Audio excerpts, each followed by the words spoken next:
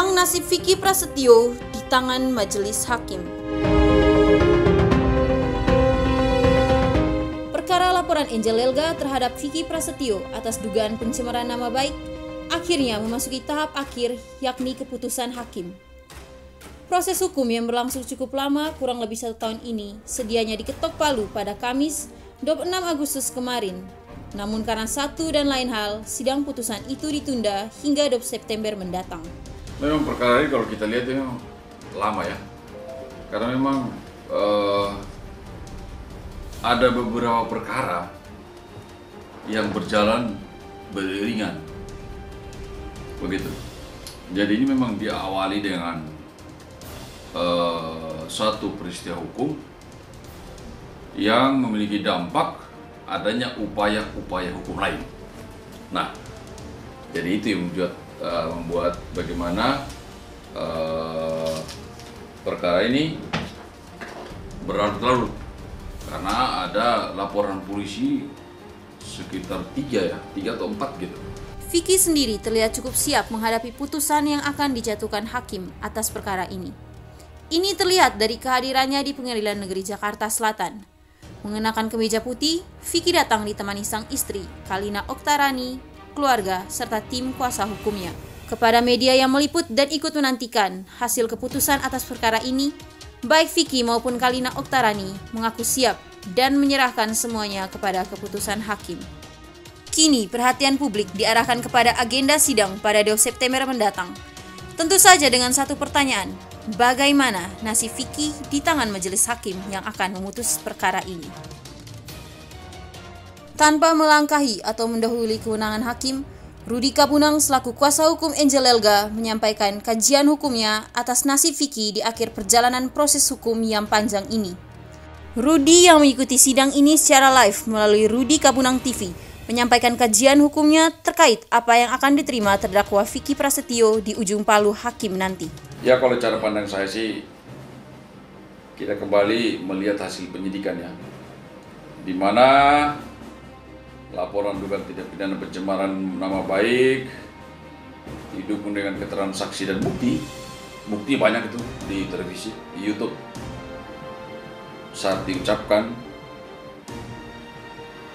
saat dinyatakan tidak bisa dipertahankan atau tidak bisa dijamin bahwa itu tindakan yang benar, maka secara langsung pernyataan tersebut dikategorikan sebagai perbuatan atau pencemaran nama baik. Jadi dengan hal tersebut, sewaktu berkas perkara dinyatakan P21 atau lengkap, dilimpahkan barang bukti dan terdakwa ke kejaksaan dan dilakukan penahanan, itu sudah merupakan kajian hukum oleh jaksa penuntut umum, di mana seseorang dilimpahkan dan ditahan itu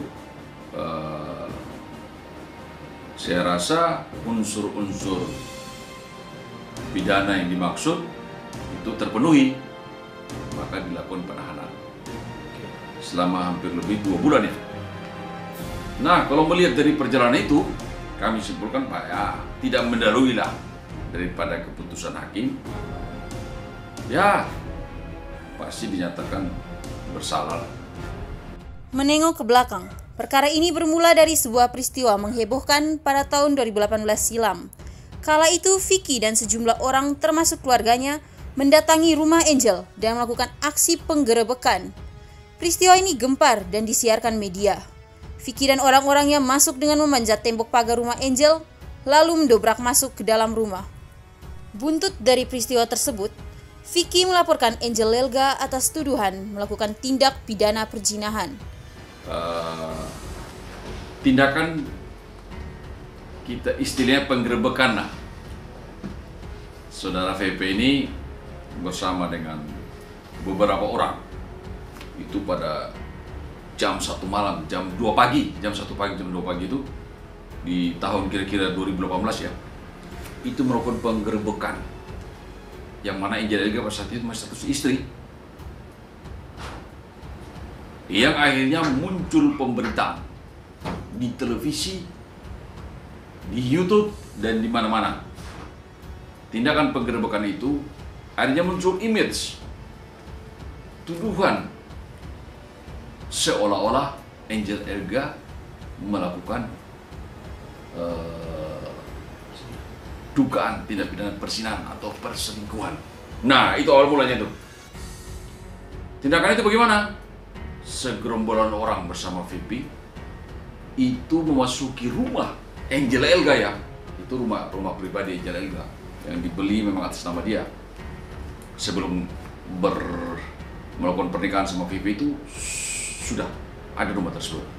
Keberadaan Vicky Alman di rumah Angel pada malam penggerbekan itu menjadi dasar dari laporan Vicky Prasetyo tersebut. Tapi laporan itu akhirnya dihentikan prosesnya oleh polisi karena dianggap tidak cukup bukti. Rentetan peristiwa itulah di mana VP bersama teman-temannya masuk rumah sampai menendang pintu, merusak pintu lah sampai tidak berfungsi sebagaimana mestinya. Terus menemui Angel Elga bersama laki-laki yang diduga adalah pasangannya. Nanti ada cerita versi kami. Dari situlah maka pagi itu juga VP itu melakukan laporan polisi di Polres Jakarta Selatan dengan dugaan tindak pidana perzinahan dengan terlapor Angel Elga bersama Vicky Alman. Permasalahannya begini. Sekarang tindakan itu tidak akan menjadi permasalahan hukum jika itu waktu melakukan itu tidak diekspos di media elektronik, di televisi, di YouTube dan lain-lain. Itu mungkin tidak akan jadi masalah. Yang menjadi masalah kan kita meliput seseorang yang sedang melakukan suatu tindakan apapun lah, kita ekspos seolah-olah orang itu telah melakukan itu. Begitu. Faktanya adalah apa yang dilakukan oleh Vicky Prasetyo dengan laporan polisi itu di Polres Jakarta Selatan dinyatakan SP3 atau perkara atau dugaan tindak pidana yang dilaporkan itu tidak terbukti. Walaupun sudah ada saksi dan bukti. Itu bukan merupakan suatu tindak pidana atau kurangnya bukti, maka dikeluarkan kebijakan surat penghentian penyidikan perkara. Kenapa itu tidak memenuhi unsur atau perkara itu tidak sempurna? Karena keberadaan klien kami dengan seseorang di situ ada ceritanya. Karena ini ada permasalahan rumah tangga yang mana mereka sudah berpisah, yang pasti ada hubungan tidak baiklah, pertengkaran dan lain-lainnya. Dalam kurun waktu 1 minggu ke belakang, klien kami itu kebetulan posisi rumahnya itu sebelah kiri rumahnya itu tanah kosong. Ada setiap malam di atas jam 12 atau sebelum jam 12 itu selalu ada orang yang hilir mudik melewati rumahnya, terus berhenti di tanah pojok itu, yang tanah kosong. Jadi klien kami itu mencurigai ini ada orang-orang yang mungkin akan melakukan tindakan melawan hukum gitu, atau orang yang berniat jahat lah. 1 minggu terakhir itu rutin setiap hari, kan dipantau, kan ada CCTV-nya, jadi bisa melihat kegiatan di luar rumah. Karena sudah begitu beberapa hari, pas hari H di mana paginya akan terjadi begitu, ada orang di situ. Pas mereka Angel sama teman ini pulang syuting istilahnya, pulang kerja lah. Biasa orang syuting kan pulangnya pagi atau malam lah, tengah malam. Nah, pas pulang itu diantar oleh rekannya itu, Vicky Alman ya. Diantar, mereka masuk, ada orang di luar rumah. Vicky antar, memang klien kami sudah memberitahu bahwa lu antar gua dong ke rumah, kayaknya ada orang tertentu yang sering hilir mudik di seputar rumah. Nah gitu, itu ceritanya. Itu yang kita juga tampilkan di dalam proses persidangan menjadi petunjuk atau informasi. Nah, sudah antar gitu pulanglah rekan si Angel. Jam 1 kembali, klien kami tidak bisa tidur, tapi ada suara-suara orang di luar ini bisa dipantau. Ketakutan klien kami itu di situ, karena takut, Vicky dipanggil lagi. Kayaknya ada orang nih gitu. Pas keterangan klien kami juga pas kembali masuk itu memang ada orang di seputar rumah. Akhirnya nunggu di dalam, ada ruang di ruang tengah, terus ada ruang tamu di pojok luar. Tidak berapa lama setelah itu dilakukanlah orang berlompatan di tembok rumah itu, pagar, karena ada CCTV itu. Masuk langsung bobol pintu. Angel sendiri tidak tinggal diam. 2 laporan dilayangkannya ke Polda Metro Jaya. Laporan pertama tentang dugaan tindak kekerasan berupa pengrusakan rumah Angel di kawasan Jagakarsa, Jakarta Selatan. Laporan kedua tentang dugaan pencemaran nama baik yang dilakukan Vicky. Jadi, tindakan penggerebekan itu diliput oleh media, oleh reporter, atau diabadikan dengan kamera dan mungkin handphone, ya. Ada statement pernyataan yang mengatakan menjustifikasi bahwa Angel Elga sudah melakukan perselingkuhan. Nah, ini yang didistribusikan sehingga dapat diakses oleh publik, bahwa berita itu sudah didengar, diketahui oleh publik, ada suatu pendapat sosial atau justifikasi pembenaran, sehingga menimbulkan kerugian bagi Angel Elga. Menuduh klien kami melakukan perzinahan dan lain-lain.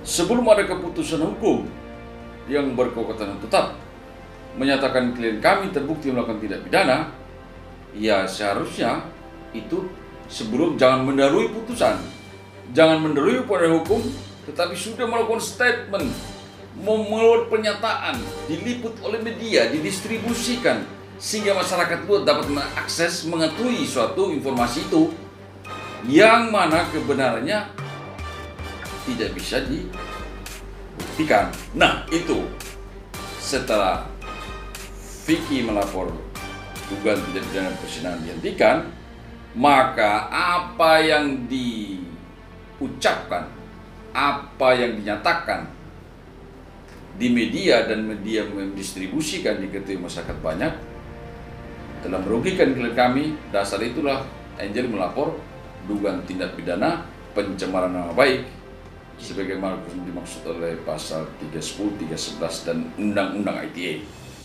Pada 2 September nanti, Vicky akan menghadapi sidang putusan kasus dugaan pencemaran nama baik. Sementara kasus pengerusakan rumah Angel sedang diproses di pihak kepolisian. Walau dalam perkara ini, Rudy berperan sebagai pengacara Angel Elga, namun ia menegaskan bahwa pernyataannya sama sekali tidak didasari oleh pertimbangan subjektif.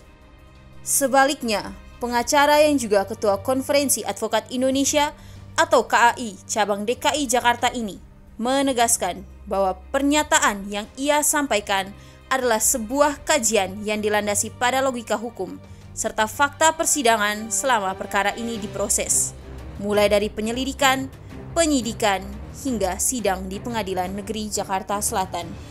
Kalau orang bilang hujan tandanya apa? Ada mendung tandanya akan hujan, seperti demikian pun hukum. Ada keterangan saksi, ada barang bukti, pernyataan terdakwa, saat diperiksa, dan lain-lain. Kita bisa menyimpulkan. Tapi semua ada pada kewenangan hakim memutuskan. Landasan objektif dari pernyataan itu tidak lain adalah pengakuan Vicky saat duduk di kursi terdakwa. Pengakuan Vicky didukung oleh keterangan sejumlah saksi yang dihadirkan di ruang sidang. Sebagai pengacara yang sudah malang melintang di dunia hukum, Bagi Rudi, pengakuan Vicky akan menjadi landasan bagi majelis hakim untuk memastikan bahwa Vicky bersalah dalam perkara ini. Selain pengakuan Vicky dan keterangan sejumlah saksi dalam persidangan, kajian Rudi terkait nasib Vicky dalam perkara ini didasari pada fakta hukum di mana Vicky sempat ditahan. Secara hukum, Vicky juga memiliki jejak kriminal dalam kasus lain, hingga pernah menjebloskannya ke balik jeruji besi. Berdasarkan pengalamannya menangani perkara tindak pidana, Rudi menegaskan bahwa penahanan seorang tersangka adalah salah satu bukti kuatnya konstruksi hukum atas satu perkara yang memenuhi unsur pidana. Oleh karena itu, sekali lagi Rudi menegaskan bahwa sulit bagi Vicky untuk luput dari jeratan hukum atas perkara pencemaran nama baik mantan istrinya, Angel Lelga. Biasanya dalam penyidikan itu, selama ini saya mendampingi klien-klien kami dalam penyidikan tingkat kepolisian, pasti ditanya, pernahkah saudara pernah dihukum dalam suatu perkara lain? Nah, kalau saudara VP ini pernah terlibat dalam permasalahan dan pernah ditahan, dihukum. Nah, ini juga merupakan pertimbangan hakim.